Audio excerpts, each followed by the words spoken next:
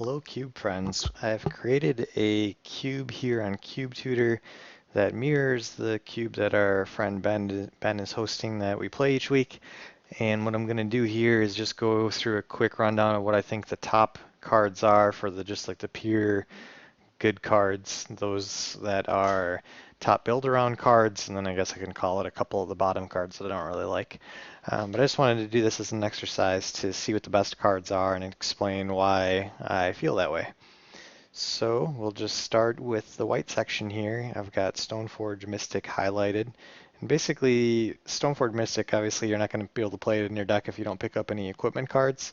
But for one and a white, you're getting a 1/2 body that can fetch an equipment out of your deck, and it can then spend one and a white as an activated ability, tap and put that equipment into play. And that's just really powerful. I mean, it just means any of the overpowered equipment cards that you pick up, which I have several of those highlighted in the colorless section that we'll get to at the end.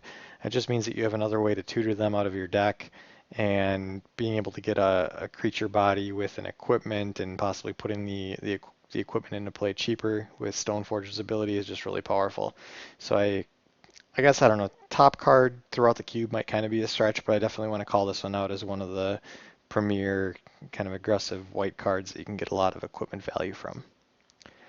And moving on here, our next callout is Baneslayer Angel. Again, this might be a strange callout as top card throughout the cube, but I think if you're in any sort of a mid-range, even like at the top end of an aggressive deck, or if you're in a control strategy, this is going to be one of the premier cards. And there's a lot to be said for a card that will let you come in from behind. And this card just does a lot to stabilize the game as soon as it comes down. It doesn't really matter if you're getting beat up. The lifelink and first strike and all the stats on this card pretty much are pretty absurd and highly powered. So for 3 white white, you've got a 5/5 flying, first strike, lifelink, protections from demons and from dragons, angel.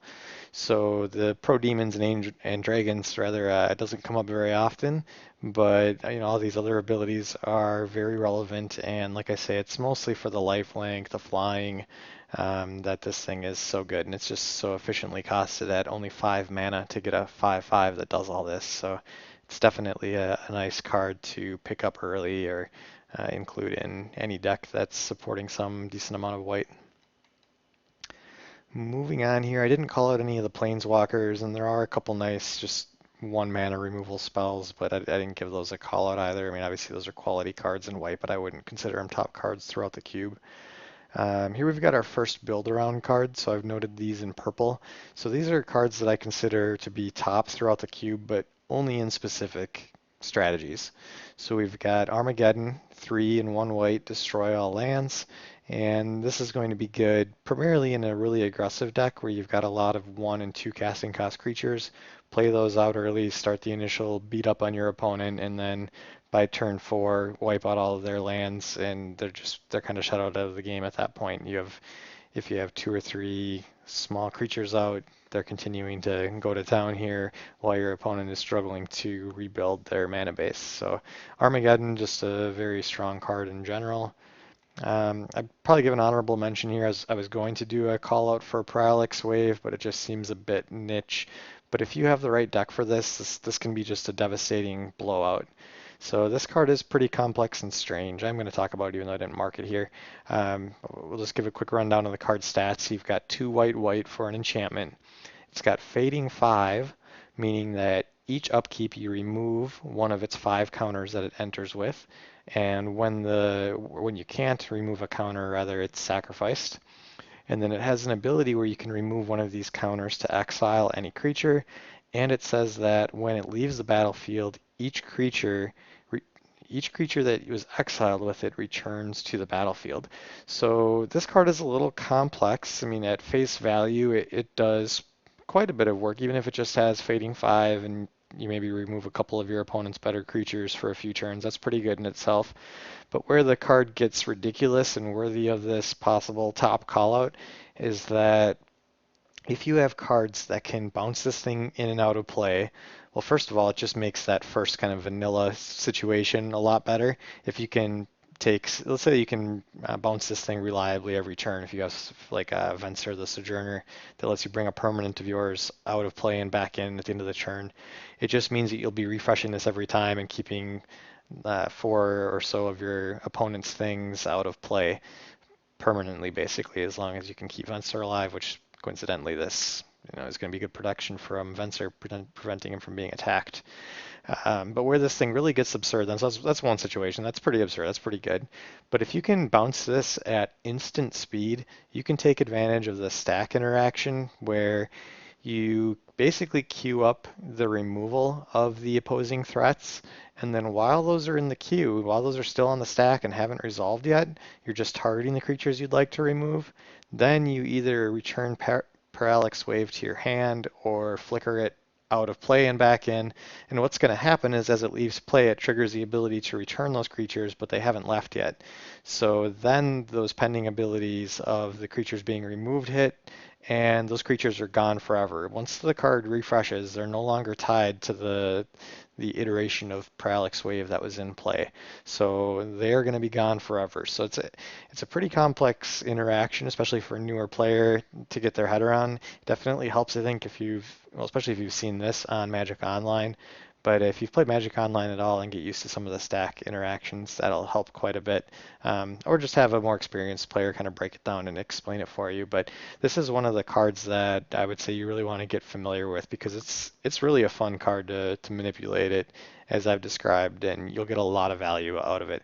I didn't even mention, another thing you can do is like remove your own creatures with Parallax Wave, those creatures that have like enter the battlefield abilities, or if your opponent was going to kill one of your creatures, spot removal, for example, just remove your creature, let that resolve, and then later on, maybe the next turn, you can queue up those removals of your opponent's creatures and flicker this thing. So what'll happen in that situation is since your creatures were nicely removed, they'll come back with the wave since they had been removed prior to it leaving. But your opponent's creatures get removed after it left and refreshed, so they get removed permanently. So this card can just be a real beating. I haven't seen anyone abuse it in our cube yet. I've definitely been thinking about the opportunity to do so, but I don't think I've been able to pull it off yet either. And it's going to be pretty great when that happens. So we should probably add a tag on there. Well, I'll do that after. We'll put the top build around card on there. So next in blue here, we've got top card call out for Snapcaster Mage. And this is just a small efficient creature with flash. It's a 1 and a blue for a 2/1 creature with flash. And it has a special ability that when it comes in, you can give one of your instants or sorcery cards flashback for the turn. So one of these cards in your graveyard, you'll be able to play again. So you're just getting a lot of value off of the mage. Again, in a deck with like Parallax Wave that we just covered, you might be able to bounce mage back out and use it again. It also works well with Venser and other things that bounce your creatures. So one thing to note is that though the mage has flash, it doesn't give flash to the card that you flash back. So what that means is if you flash back an instant, that's perfectly fine, cast that whenever you want. But if on your opponent's turn you flash in the mage looking to bring back a sorcery, you will not be able to do that. This does not allow you to cast sorceries during your opponent's turn. But anyhow, this is just a very efficient card, represents a lot of value in being able to play a spell again, and its value is going to kind of range based on the quality of different instants that you have in your deck. So if you've got like some cheap spells like Brainstorm and Ponder, Mage is quite good just to get some additional card value. Or if you have some more expensive things like a Bribery, paying 7 to bribery your opponent for the second time in a turn, steal another creature out of their deck, is just going to be really powerful. Moving on, we skip the rest of the blue creatures, and we get to Jace the Mind Sculptor, kind of known as the big daddy of Planeswalkers. Jace, we'll describe him briefly here. He's 2 blue. He's got 4 Planeswalker abilities, we'll get to in a moment. He comes in with 3 loyalty, which is a decent, respectable mid to low range, I guess, loyalty entry point. But anyhow, we'll get into Jace's abilities here. I think I'll actually start with his 0 ability since this is the most common one that's used, and it basically lets you brainstorm. You draw 3 cards and then put any 2 cards from your hand on top of your library in any order. And again, this costs 0, so basically every turn you're seeing 3 additional cards and you're you're drawing an additional card each turn, so it's basically like a one-sided Howling Mine that just you get to capitalize on. So that in itself is very powerful. The +2 ability isn't used quite as often, but it's basically a +2 on Jace's loyalty, and then you Fate Seal. You look at the top card of either your library or your opponent's library and choose whether to keep that card on the top or the bottom. And I actually first picked Jace yesterday when we drafted. I think he's just very strong, powerful initial card. And I was up against a Boros aggro player, Mike running his Boros deck. And once he's kind of sputtered out on gas, I just started Fate Sealing him and basically sealed the game at that point. I saw repeated lands on top, just kept him up there, and he was basically locked out of the game while I made other plays and things. And moving on, -1 on Jace is return creature to its owner's hand. So it's always nice when a Planeswalker has the ability to protect itself, which this -1 can do that. And it also can be very good against decks that cheat creatures into play. So if someone did something in Cube, like played a Eureka that allows them to put a creature for free into play and they play some giant monstrosity, you can return it to their hand with this. Or if, I guess more common in our cube is the graveyard recursion theme. So somebody puts a big beast into their graveyard, and then you can use Jace to bounce that creature to their hand, and now they're stuck with it back in hand. They've already wasted their reanimation spell. And then it has a lot of utility too. You could be reusing your own Snapcaster Mage, or just kind of disrupting your opponent, doing some tempo plays by bouncing their creature. This ability isn't used as much. Jace only comes in with 3 loyalty, so if you're just returning creatures, he's going to go away pretty quick. But it's nice that there is this ability here that's versatile. And finally, we've got the ultimate -12 loyalty. Exile all cards from target player's library. They then shuffle their hand into their library. So this doesn't come up very often, but it is nice that if the game just completely stalls out and all you're doing is Fate Sealing, you can chase this as a path to victory. If you activate this, you've probably won the game.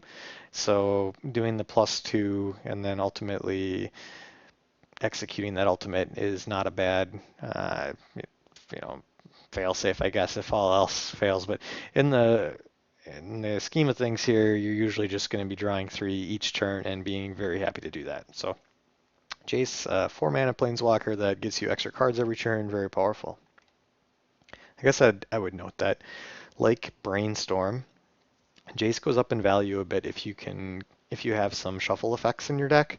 So it makes playing your fetch lands a bit better, or if you pair it with green and have things that search up lands like Cultivate or Rampant Growth, that's going to be preferred to include with Jace as well, so that when you're looking at those 3 cards each turn, you're actually able to see new things each time, or at least somewhat frequently. Makes it even better than it already is. Again, not required, but I would still play it without those, but I would definitely look to include them if I was running Jace and or Brainstorm. Finally, getting down to the sorcery section for blue, we've got Bribery. So 3 blue, search an opponent's library for a creature card, put that creature onto the battlefield under your control. Like basically you're just going to look in their deck, take out their best creature, and put it into the battlefield on your side. So obviously this is very strong. I mean, the power to cost ratio is generally very high on this. It's maybe not the best play if your opponent's a super aggro deck with only 1 and 2 casting cost creatures, but in general, you're searching your opponent's deck, you're grabbing their Baneslayer Angel, maybe worst case scenario, or best case scenario, you're grabbing an Avenger of Zendikar or a Wormcoil Engine or just something much larger. So Bribery is definitely one of the premier blue cards. I'll pick this up early. I wouldn't mind first picking this and just playing some sort of a blue mid-range or control deck. Next, we have a blue build-around card, Upheaval. So here's a card that I think a lot of these build-around cards, they might not look that great at face value, but for 4 blue, you've got a sorcery that bounces all permanents to their owner's hands. So I think newer players look at this and say, well, I'm just returning all my stuff too. What does this really accomplish?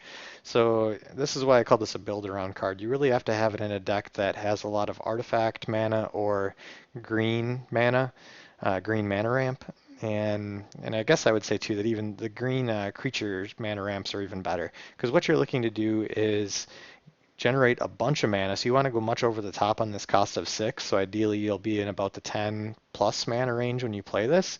So then you tap all your mana producers, execute all that mana, play Upheaval, play your land for the turn after you upheaval. So now you're starting with that land back in play, and then use that 4 or 5 mana to play something that just gets you much farther ahead than your opponent. So if you're on the green blue upheaval deck, maybe you're replaying all of your mana producing creatures. So now you've got 5 mana or so back in play that you can start powering things out as if you're on turn 4 or 5 and your opponent's on turn 1, as the game progresses from here.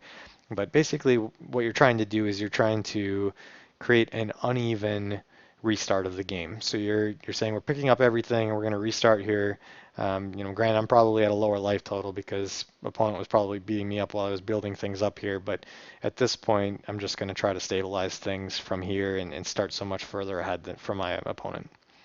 And I guess I'll note, so Ben, the owner of our cube, played this against me yesterday, and I knew I was in trouble. I knew he was an upheaval deck, and I didn't have any counters in my deck, which you really want to have against upheaval. If you're some sort of like a mid-range deck, you either want to get really aggressive and come in before they can upheaval everything and be able to rebuild quickly after because your creatures are so small, or you want to be able to counter this thing.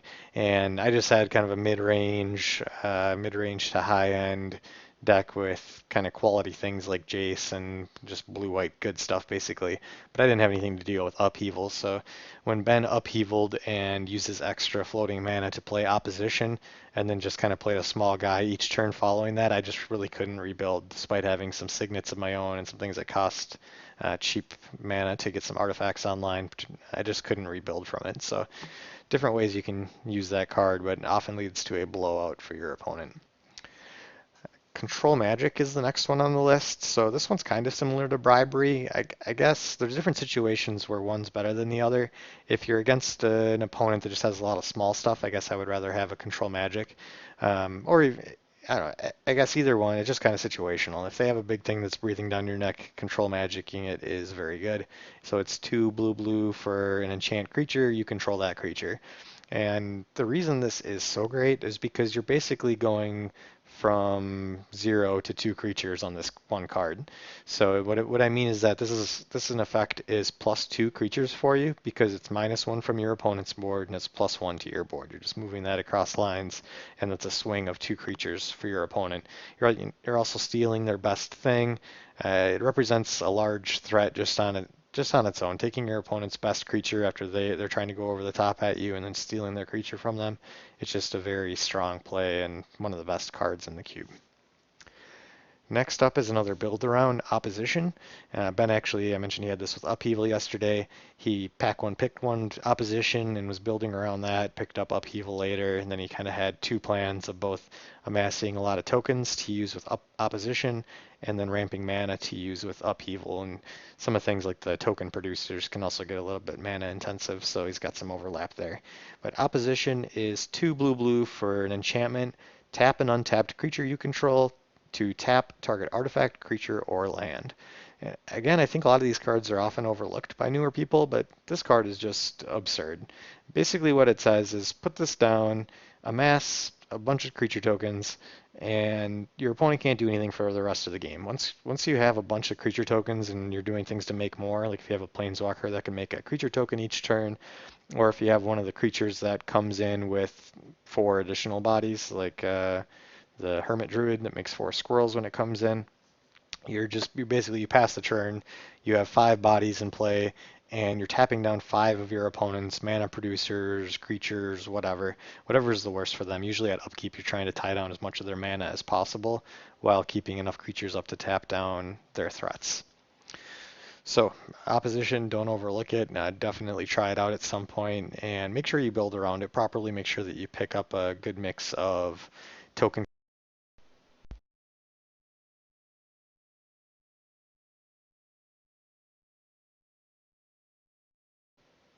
All right, lost my mic briefly there. Make sure that you have a good mix of creatures that can produce tokens, and also consider pairing this with a blue-green deck. That's what Ben did yesterday, and the green creatures that ramp mana really can shine in this deck because they can help accelerate things out early. They can help you get your massive token producers online, and then they themselves can also tap things down through opposition. So just very powerful.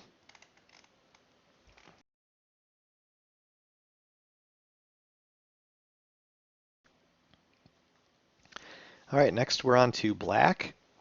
And the first call out for black is Pack Rat.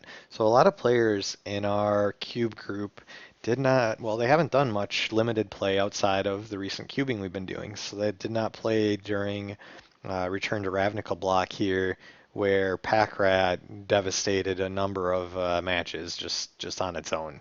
If you had a deck with a Pack Rat in your deck and you drew it, I mean, it's pretty much game over for your opponent.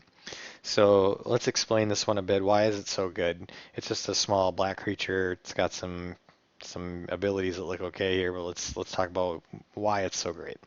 So it's one in a black for a star rat that has power and toughness equal to the number of rats you control.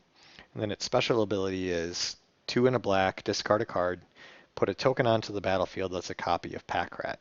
So the reason this card's so good and that it takes over games is that it doesn't really need any help to do that. It's one card that represents an army of rats that are just coming and coming and coming. If you do nothing but play this card and then make rats throughout the rest of the game, as very well you should, you probably don't even need to do anything else, you'll probably win the game. You're going to start out with the 1/1 rat. You'll make another one next turn. Now you've got 2/2/2s. The following turn you've got 3/3/3s. They scale up to 4/4s, etc. And this is just a really powerful, powerful card. It's interesting that it's got this discard outlet on it, so you might be inclined to include it in a reanimation theme. And that can be pretty good because the reanimation cards themselves are pretty cheap. So you could do something like spend 3, discard a card, make a rat. And the discarded card that you got rid of is like this big creature, and then maybe you're only spending 1 or 2 additional mana to reanimate that big creature as well. So now you're attacking your opponent not only with this Pack Rat that's really powerful, but on an additional line where you're bringing that creature back as well. So it can gain some synergy there, but really it's not required. If you're playing black, you should take this card. You should play it, and when you draw it, you should just spit out a bunch of rats, and likely your opponent can't deal with it. You might want to, I guess, depending on the situation, if your opponent has a lot of spot removal, for example, you might want to add some insurance by waiting until you have 5 mana available to play this. Because if you can play this and make that rat token in the same turn, the token that you create is a copy of this card, so it also gets this ability to make more tokens. So even if they kill the initial one, if you have any others, they just keep breeding. So it's quite good. We'll move on to Black's best planeswalker here, Liliana of the Veil. So this is just one of the more efficient planeswalkers. It only costs 3 mana, 1 black, and it comes in with 3 loyalty like Jace, and has 3, well, I'd say 2 more relevant abilities. It doesn't really get to the ultimate that often, but I'll talk through them here. For +1, each player discards a card. So this is pretty nice both for whittling away at your opponent. I guess I'd say both. There's probably like 3 situations where this is pretty good. If you're an aggressive deck and you just dump out your hand and then kind of top things off with Liliana, it's kind of nice to have that discard pressure while not really hindering yourself, because you play out your cards so quickly that you don't need to worry about discarding things, or maybe you're discarding some lands that you really don't need because Liliana's at your top end at 3.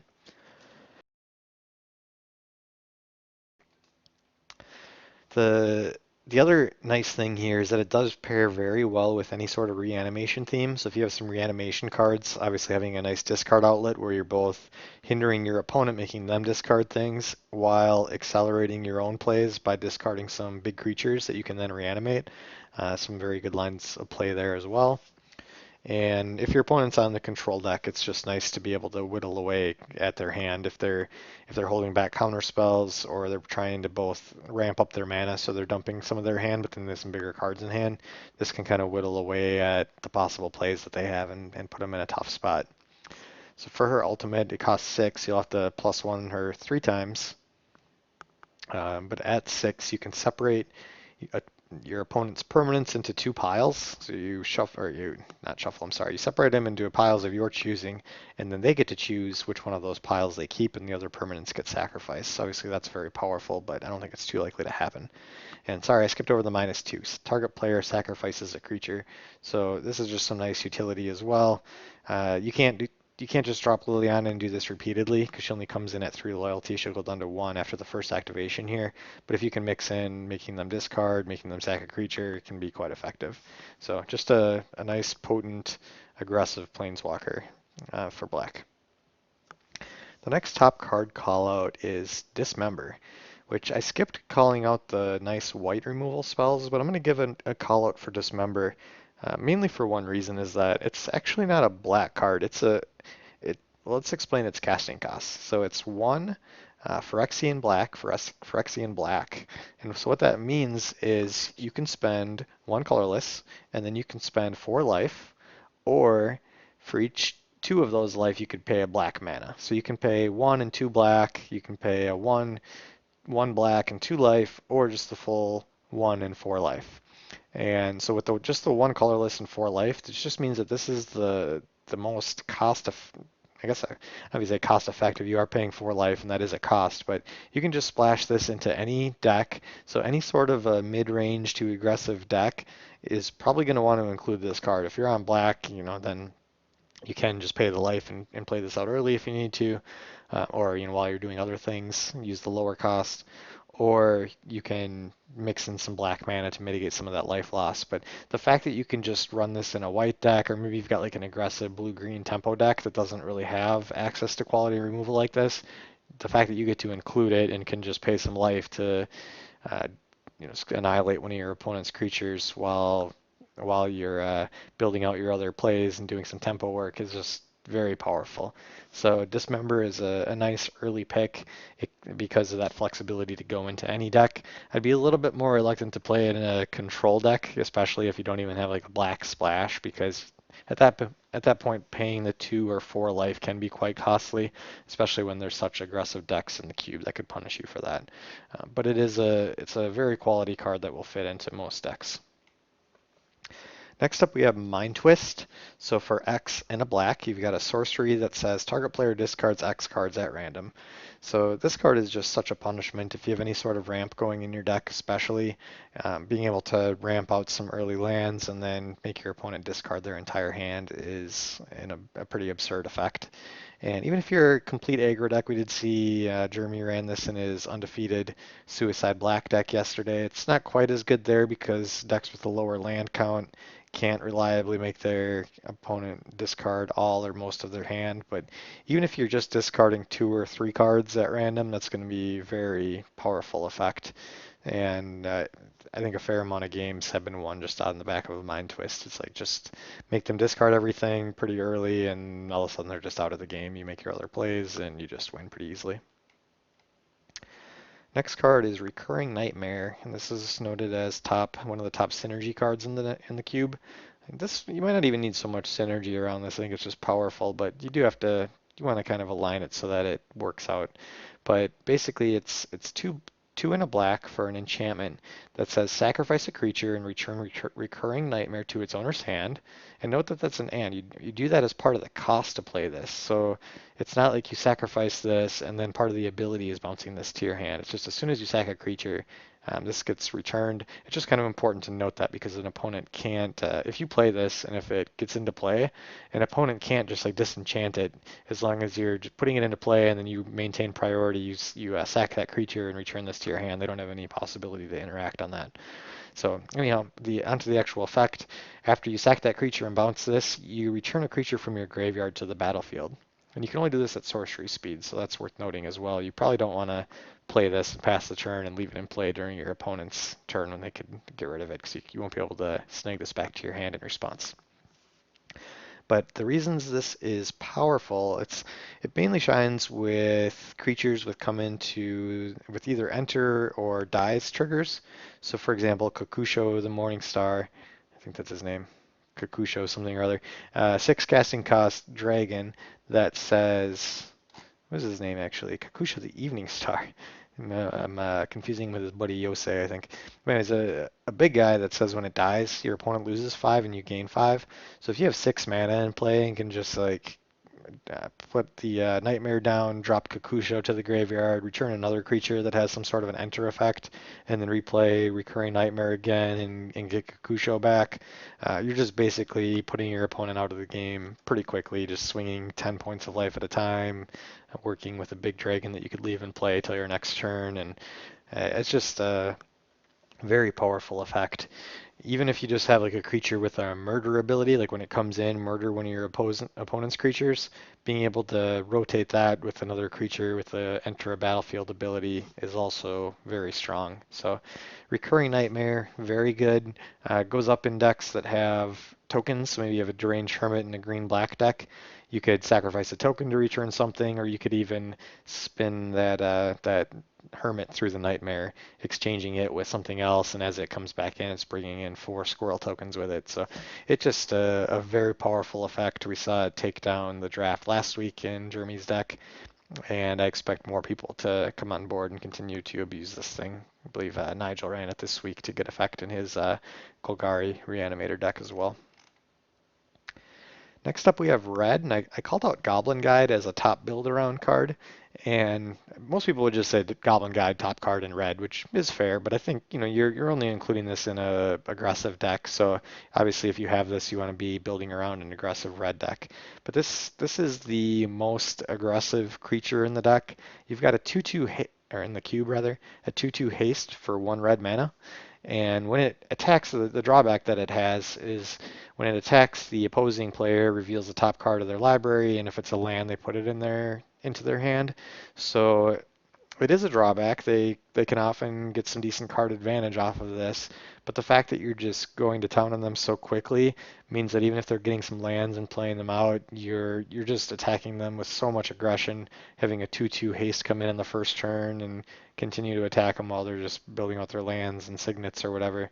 It just can pull in an easy 6 or 8 damage before the opponent gets going, and it's just a very powerful, nice, potent card. So if you're playing any sort of a red aggressive deck, Goblin Guide is one of the premier cards you should be looking for. I called out Squee Goblin to Bob as one of the bottom cards. I was talking to Ben, our cube owner, about this one, and he said, this is good with a Masticore or a card that requires you to discard each turn, and maybe some other things that can kind of combo with this, but Squeeze 2 in a red for a 1/1, and at the beginning of your upkeep, if it's in the graveyard, you can return it to your hand. So it's just like a reusable goblin fodder guy, and I don't think it's very good. I was kind of surprised when one of our players offered it up for auction to our cube group through one of the conspiracy cards that lets you offer one of your drafted cards. I think normally you want to pick a better card and try to get a better card offered. But I was surprised to see too that one of our players offered a compulsive research for this, so a nice blue draw spell was exchanged for the Squeeze. So I guess people like this. Maybe I'm underrating it, but I just don't think I'd ever want to include this in any of my decks. So just wanted to kind of call that out as maybe a card to avoid, or at least one that I would avoid. Moving on to another build around card, we have Kiki Jiki Mirror Breaker. And Kiki is 2 red, red, red for a 2/2 haste that can tap to put a copy of one of your creatures into the battlefield, and the copy will gain haste and get sacrificed at the end of the turn. So the reason this is called out as a build around is primarily because of the Splinter Twin deck. There's a combo in the cube. There's 3 creatures that combo with Kiki, where when they come into play, you can tap or untap a permanent, or gain control of a permanent and untap it as one of the cards. But basically, all 3 of these, you just point them at Kiki when the token comes in, and it untaps Kiki, and then you tap it and make another copy of the creature ad infinitum. So however many times you want to do that, say it's 1,000 times, 1,000,000 times, you're making that many creatures that come in with haste, so you're basically just killing your opponent on the spot at that point. It's a very potent combo. It works really well especially because 2 of the creatures that come in have flash, and they can tap or untap something when they come in. So you could like play that at the end of your opponent's turn, tap down one of their mana to maybe hinder their ability to interrupt your combo, and then next turn play Splinter Twin or Kiki to unleash the combo on them and just win the game on the spot. So it's kind of like they don't even see it coming because you didn't do anything much on your turn, but then at the end of their turn, you're starting things up and then putting them in their coffin during your turn. So Kiki, quite strong for the combo. You'll notice Zealous Conscripts here is one of the cards that combos with it, just a couple underneath Kiki here. So again, this is a 5 casting cost haste creature that when it comes in, you can gain control of a permanent and untap it. So interestingly enough, you can gain control, quote unquote, of your own Kiki Jiki. Obviously, you already control it, but you're using it for that untap effect to just create infinite copies of this Zealous Conscripts. Moving down to red spells, I noted Wildfire as a build around card. This one's very similar, I think, to Upheaval. You want it in a deck that can ramp a lot of mana. Wildfire is better than Upheaval in decks that ramp land mana, because with a Wildfire, well, for one, you don't necessarily want to play Wildfire and just kill all of your small creature mana producer guys in green.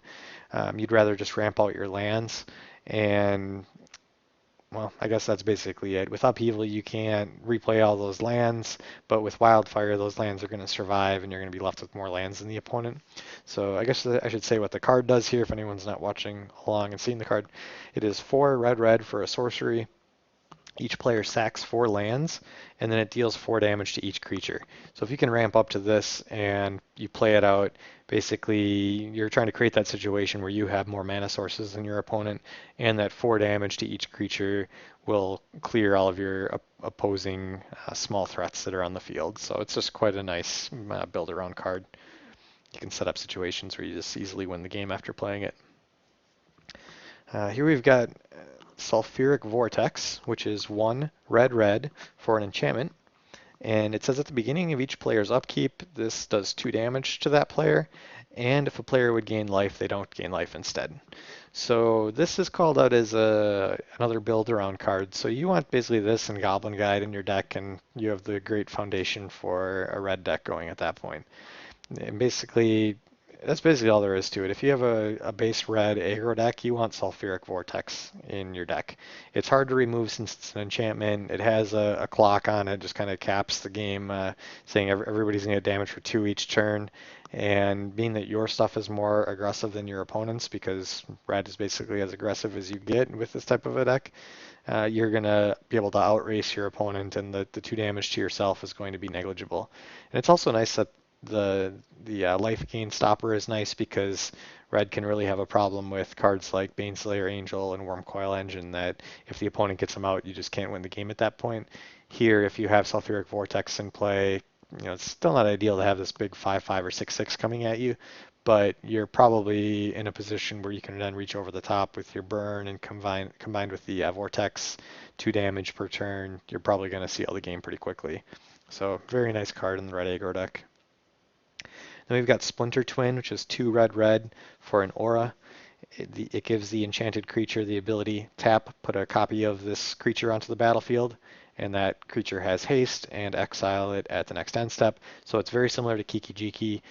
Kiki taps to make a copy of something. This gives the something the ability to make a copy of itself, but it has the same interaction where you put this on the Zealous Conscripts or one of the blue creatures that has the ability to tap or untap a permanent, and when you copy that creature, it untaps the enchanted creature, and you just can keep doing that until you have an army of hasty guys. And again, this has no limit on it each time you do it. It's just repeatable. There's no cost to do it.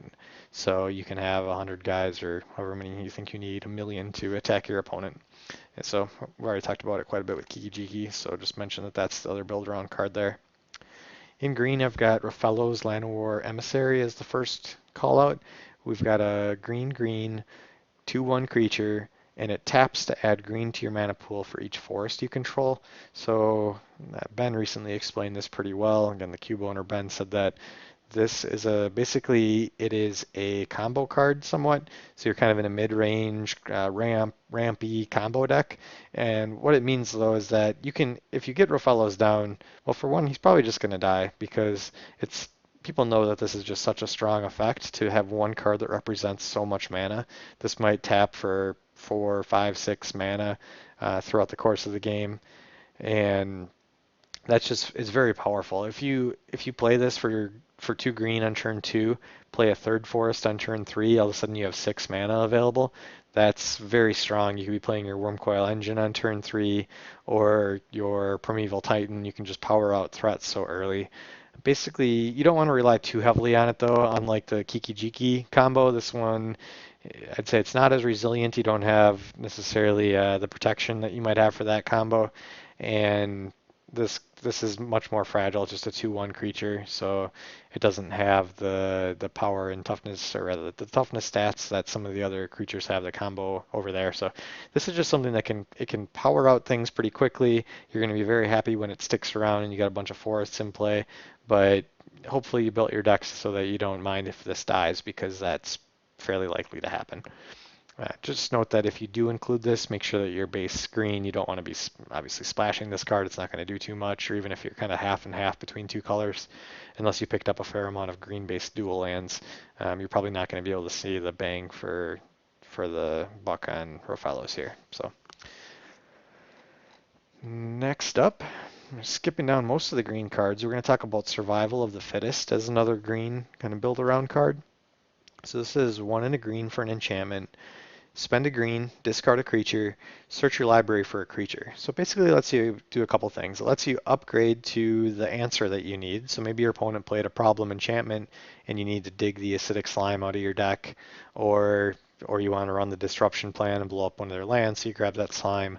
Or maybe you need a life gain creature because your opponent's going to aggro you out, you grab that. It's a toolbox card basically. In addition to that, it also pairs very well with the reanimation plan. So if you're kind of doing both, if you have a mixture of creatures that maybe you have some big creatures that you could reanimate out, maybe you have some creatures that are answers that, again, you could reanimate those or fetch them to your hand, whatever.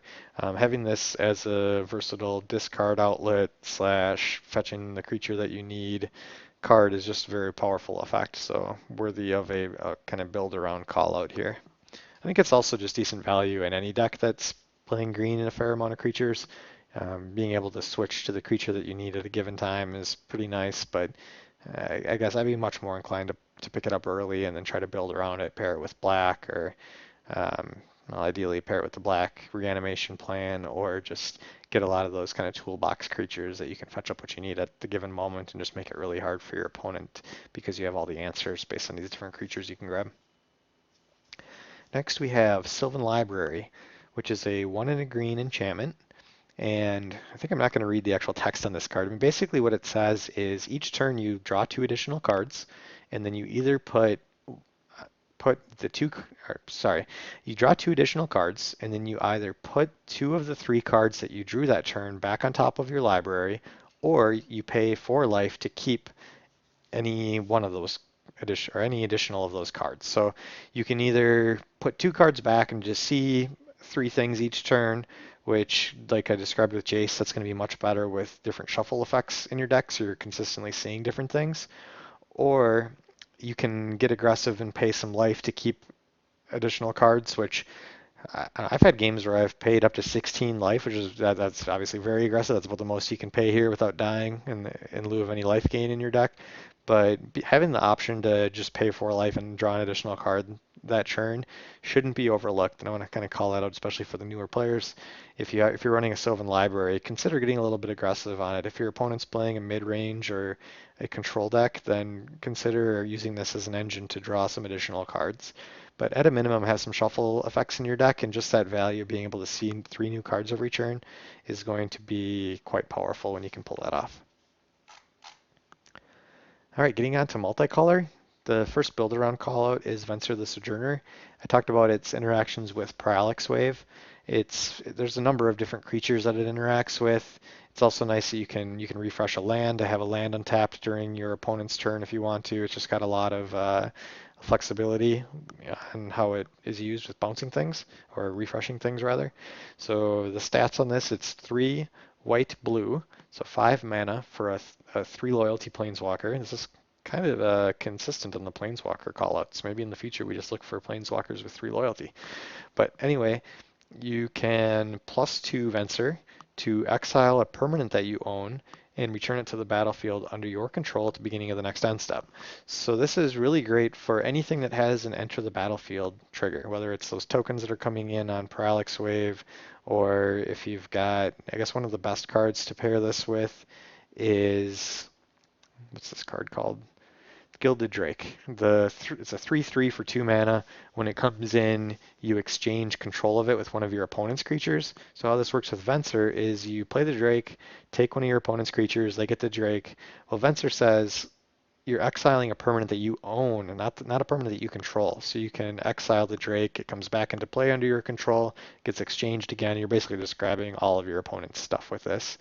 There's several. I guess you could search the cube for battlefield or something to see all the different things that have enter the battlefield triggers. Maybe enter the battlefield would be the right thing to search, but that's just quite powerful. That's the most common ability to use on him. The next one though is -1. Creatures are unblockable this turn. I would say that the +2 gets used so much that people might overlook this -1. You basically want to be checking periodically, do I have enough power on the board to just nuke my opponent? And if so, activate the -1, go for the unblockable kill, and you win. So always keep that one in mind. And then finally, the -8 is you get an emblem whenever you cast a spell, exile a permanent. And it's actually not too hard to turn this on. When you're starting to get some card advantage and different enter the battlefield advantages, you can start to take over the board with just the +2 ability. And then when you get to this -8, by the time you get up to 9 or whatever on Venser, this is just a blowout. If you get the Venser emblem, you've pretty much have won the game unless your opponent's right at the spot where they can just burn you out and they've already got you dead. But if they don't deal with Venser, if they're not attacking him each turn and respecting him, getting him up to the ultimate of 8 here is going to close out the game pretty quickly. You start exiling the most threatening things your opponents have, probably followed by their lands. They can't actually play anything, and you just close out the game pretty fast at that point. Next up is Edric, Spymaster of Trest. I would consider this another overlooked card. It's a 1 green blue for a 2/2 legendary elf rogue, and with the ability that says whenever a creature deals combat to one of your opponents, its controller may draw a card. So it's kind of worded in such a way that's conducive to multiplayer. But what it means here is that whenever one of your creatures damages your opponent, you just draw a card. So again, this is one that's good with token producers.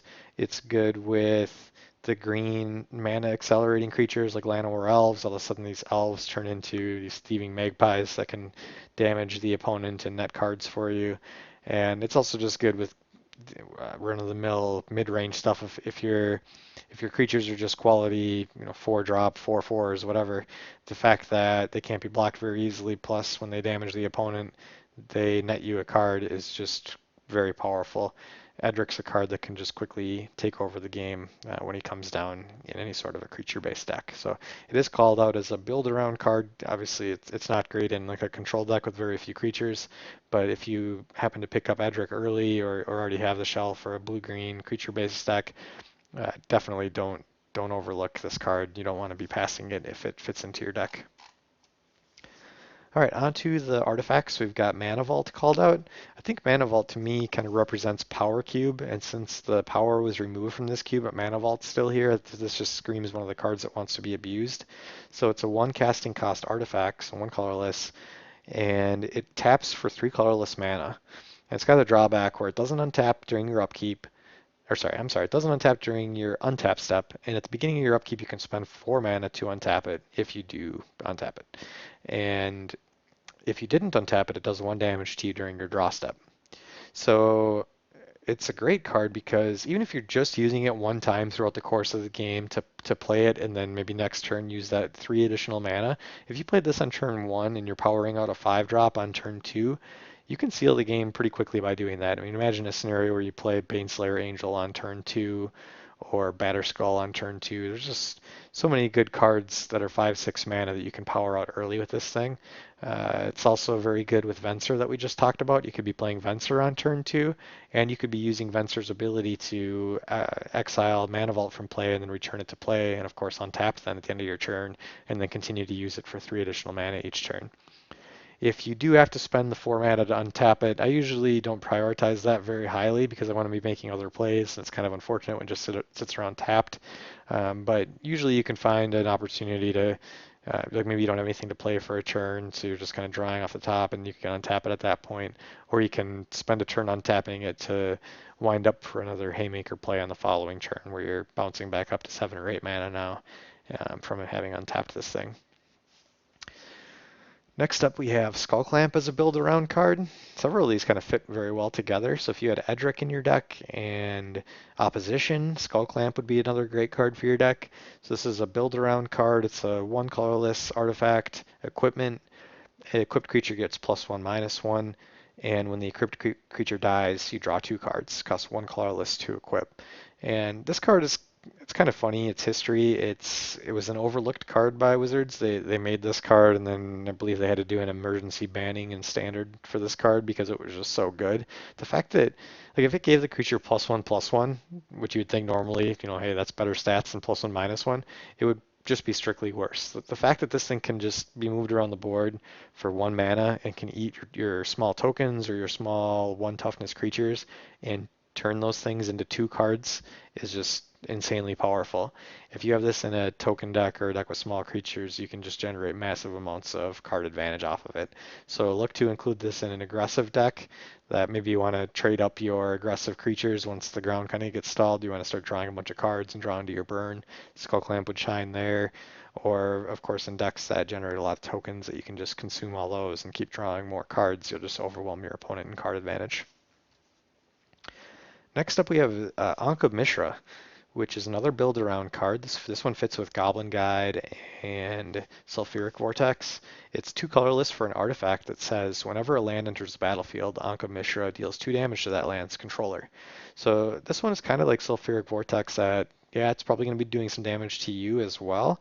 But if you're this aggressive deck, so again, ideally you're an aggressive red deck with a lot of cheap stuff and you put Ankh in your deck, you probably, the ideal play out here would be maybe you play a one drop creature on turn one, maybe another couple of them on turn two, or a two casting cost creature, and then you kind of cap things with Ankh of Mishra here, and your opponent's still trying to build out their lands. Maybe they're even playing like a Kodama's Reach or Cultivate to search some lands out of their deck, and they're just taking 2 damage for every land that they're trying to build out. And a lot of the decks here, the mid-range decks and the control decks, a lot of them can sport a ramp strategy, and all of a sudden you're just like damaging them on every angle here. They can't even build out their board without damaging themselves. So it's just a nice contributor to the aggressive decks. Represents quite a bit of damage. Next we have Grim Monolith, which is 2 cost artifact.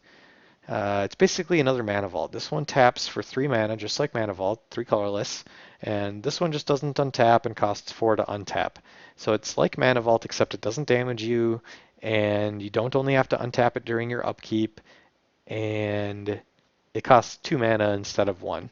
But for the same reasons that Mana Vault is good, this is very good. It's also very good with Venser the Sojourner. Unfortunately, you can't get the turn 2 Venser off of this card, but it's still good to be powering out plays for this 3 extra mana and then refreshing it with Venser.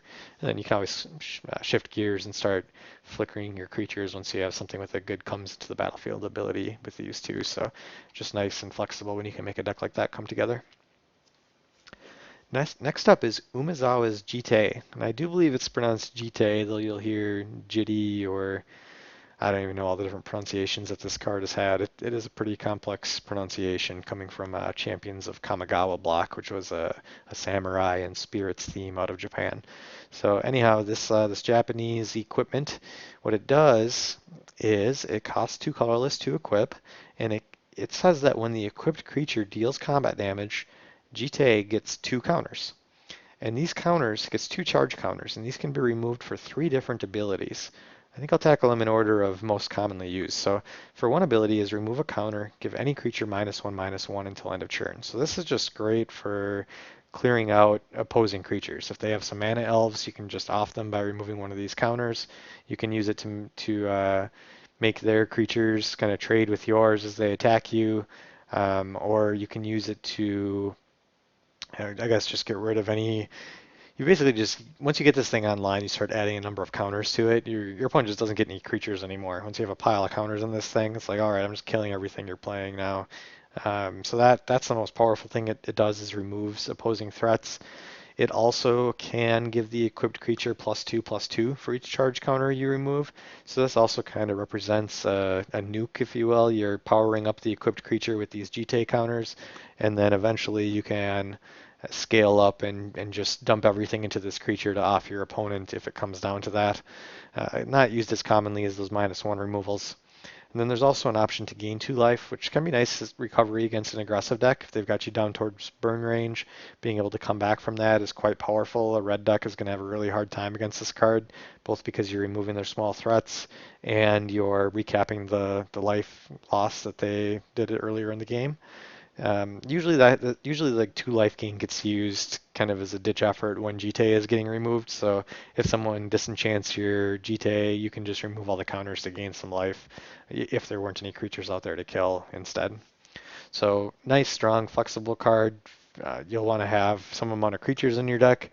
Actually, I had this in my control deck yesterday while I was drafting towards a control deck, and then I had GTA come up in the draft. I think it was maybe early-ish pack 2.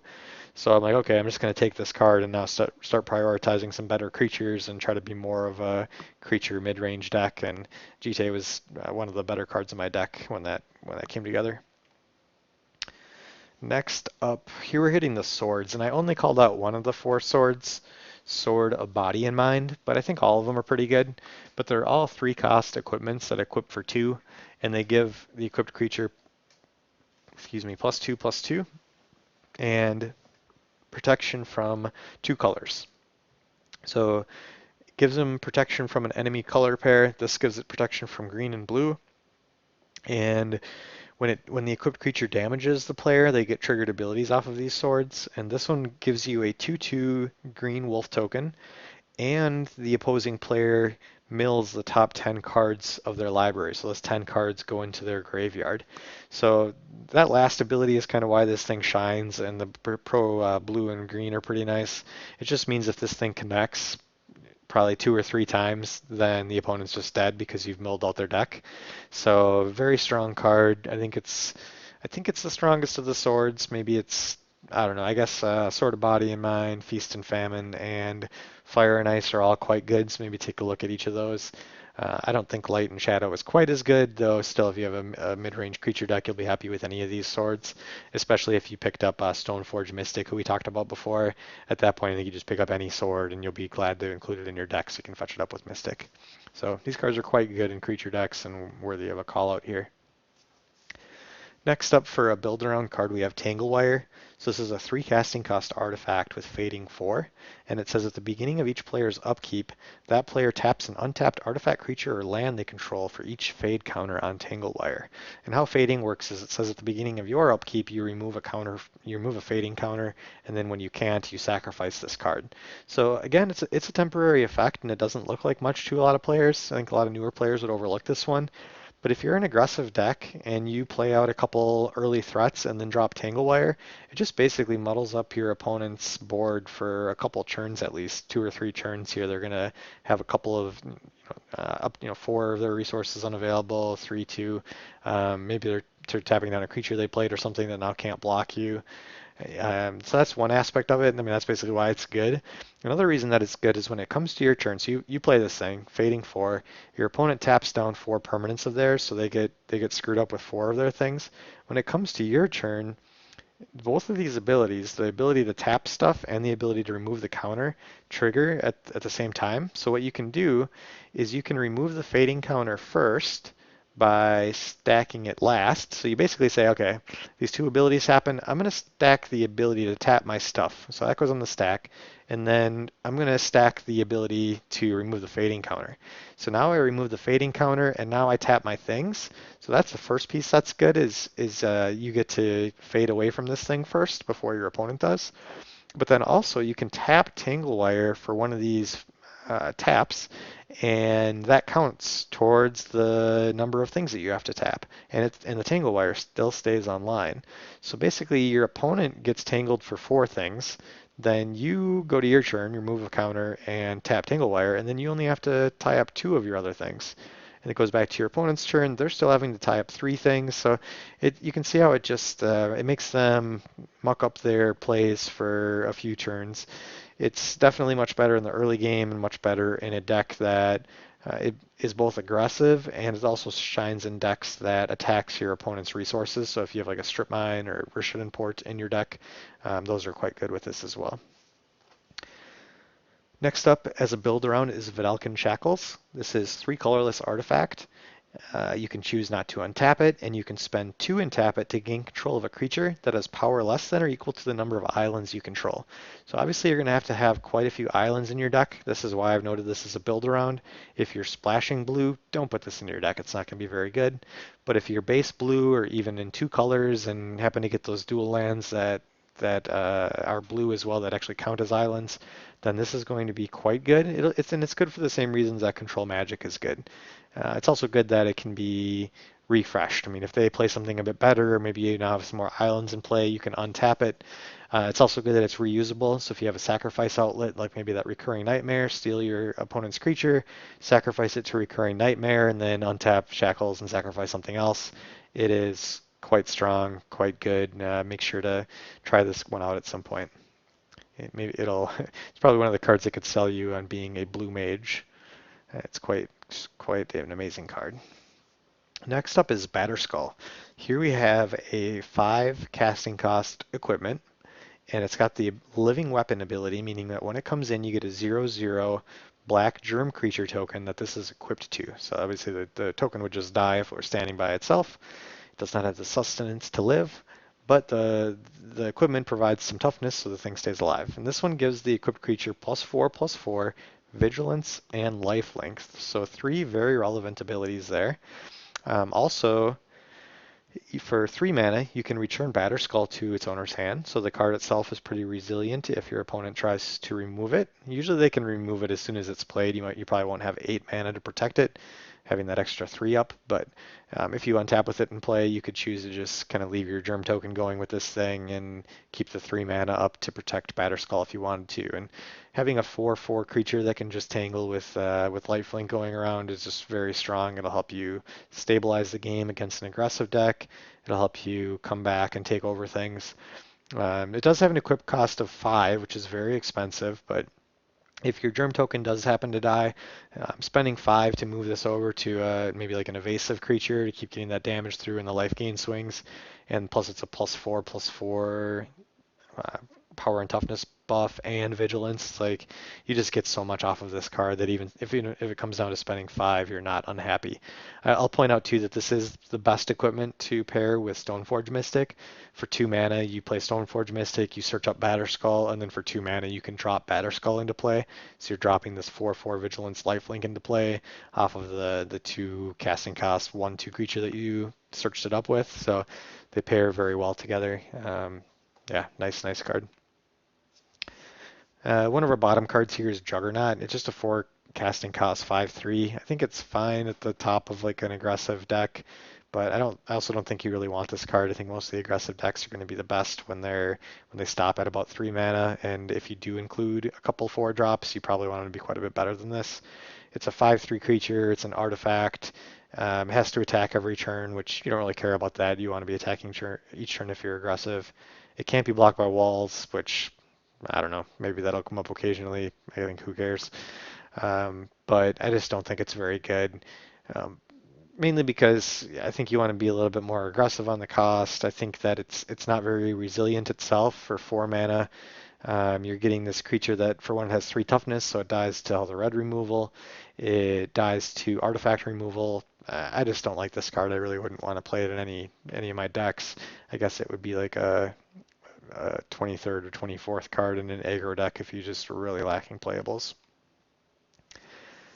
Next we have Wormcoil Engine. So this is a 6 cost 6/6 creature with Death Touch and Lifelink. And when it dies, you get a 3/3 colorless worm, or sorry, you get a 3/3 worm that has Death Touch, and you get a 3/3 worm that has Lifelink. So basically, it comes down as this 6/6 monster Death Touch Lifelink, and when it's killed, when your opponent kills this thing, it separates into 2 separate worms that have each of these abilities. So cards like this, like cards that let you come back from behind where you can just play out a big threat that has lifelink is just very good. And the fact that it's colorless can go into any deck and can be ramped out with things like Mana Vault and Grim Monolith just make it a very strong card and a nice early pickup.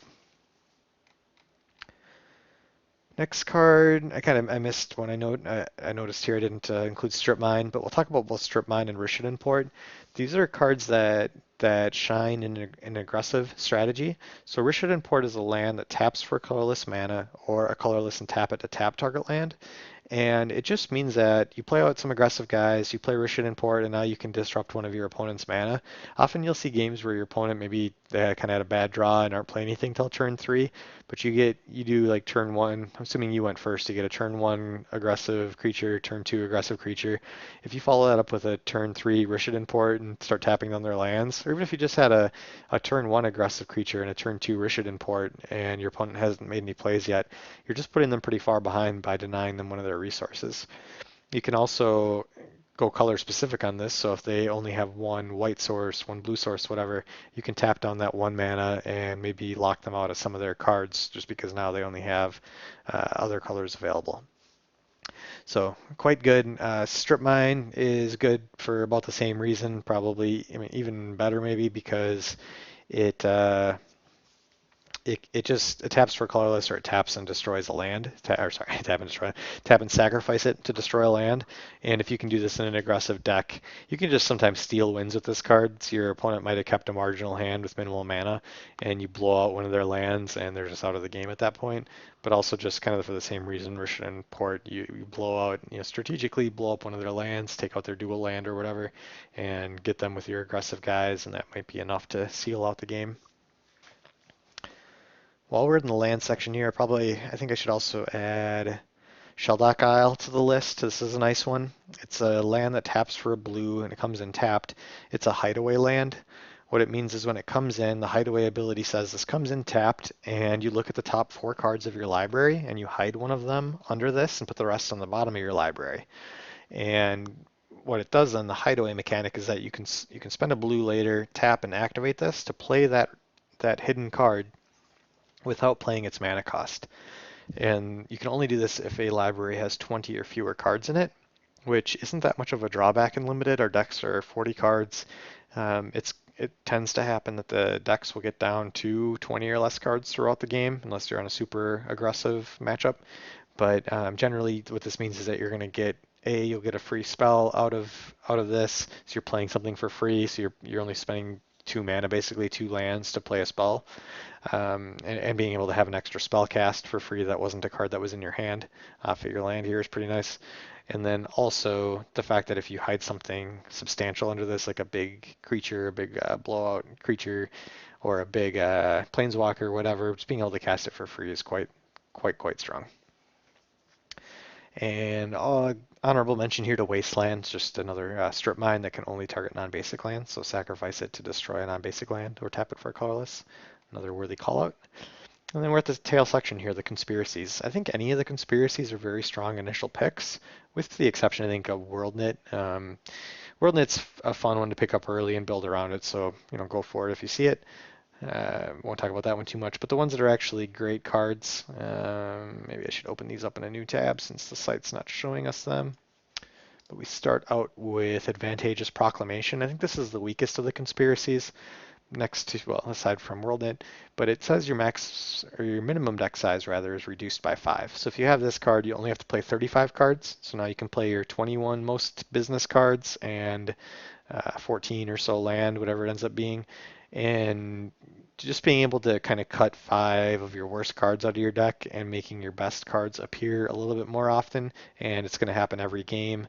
It's just a nice contribution. I don't think there's any denying this card. I think every deck would play it. Next we have Backup Plan. Draw an additional hand of 7 cards as the game begins. Before you mulligan, choose one of those hands to keep and shuffle the other into your deck. So you're going to see 2 7-card hands. You're looking at 14 cards off the start of the game. You can't choose among all those 14 cards of a 7 to keep, but you do choose one or the other, one of the 7-card hands. And I think this might even be the best conspiracy. Being able to see 2 openers and pick the better of the 2 basically just means you're always going to have a nice consistent draw for the most part. It also means it's going to be really unfortunate for you if neither of those quite got there and the hands stink and you have to shuffle them back in because now you're mulliganing without your backup plan. But backup plan pretty much means you're not going to have to do that, and you're going to have games that tend to curve out on your plays and just represent the best of what your deck has to offer. So backup plan, very nice. Pick it up early and often. Next we have double stroke. This one might be at the lower end of the conspiracies too, but I think it's pretty powerful. It's the only hidden agenda card in the conspiracy that says you start the game with this card face up in play, and you have a hidden card noted underneath it. So sorry, you don't hide another card underneath it, but you hide like a paper that notes which card you are hiding with double stroke. And you know, yeah, actually, I'm sorry. Double stroke itself can be face down in the command zone. Now, in our cube, this is the only face down card, or the only face down conspiracy, so you're not really going to gain much by doing this. But the idea being that you can hide its effect completely from an opponent, which again, you can't really do that in our cube. But what this does is it says that you choose an instant or sorcery spell in your deck, and you secretly note its name, and then when you play that spell, you can copy it. So I think this is just super powerful in the sense that if you pick up a nice disruptive spell, like I think the best one is probably Plow Under, which says put 2 lands on top of your opponent's deck. If you play Double Stroke with Plow Under, I mean, for one, it's copying it so that they can't, they'd have to counter both of them, which just isn't going to happen. So even if they counter one, you're still putting 2 lands on top of their deck, setting them pretty far behind, and giving them some negative card advantage there, having to redraw those lands again. But also means that you're doing this with twice. You're getting 4 of their lands. So that's just one example. You could have this in an aggro deck. You could be doubling your lightning bolt and doing 6 damage off of a lightning bolt, or hitting your opponent for 6, or taking out a threat and hitting them, or whatever combination. Or you could double one of your X spells if you're kind of a mid-range to ramp deck, or maybe one of your draw spells. It's just good. I mean, it's not going to come up every game like the other conspiracies, so I don't think it's quite as good as those, but it's just a free value off of one of your spells, and I think every deck's going to have at least one nice spell to be double stroked. Once I have this card, I am kind of shopping for one of the premier spells to double stroke, but I would always pick up this card at some point. I wouldn't want to play against it and get one of these haymakers against me where they just double a spell and I can't come back from it. So very good one. And last one we have here is Power Play. Power Play says if you are the starting player, or I'm sorry, it does not say that. It says you are the starting player, and it says don't even worry about what else it says. It just says you're the starting player every time. And this, a lot of players have said that they think this is the most conspiracy or most powerful card in the cube and the most powerful conspiracy. And I think I would agree with that, especially the aggressive decks want to be playing first every time. And if you're up against an aggressive deck, you want to be playing first. Doesn't matter as much in the control on control matchup, but those are kind of few and far between. Most of our decks are at least mid-range, and again, being starting player there is quite an advantage. So another one that I would pick up very highly. I've first picked this one before and would do it again, so highly recommended. So that concludes the top cards, build around cards, bottom cards for the cube review here. And we're going to leave it at that. I feel like this video is already quite long. Yeah, we went over an hour, but hopefully this provided some value for anybody that wanted to get in here and take a look at things. I think too, since I kind of went in sequential order, you could kind of skim through the video here and jump around to different sections if you were interested in something specific and what I had to say about it. But I don't know, hopefully someone found some use here. I think too this probably correlates to other cubes, not just our specific ones. So hopefully it wasn't for naught. Something else I enjoy talking to myself about it, I guess, and exploring some of the cards a bit more. So that's that. Talk to everyone next time.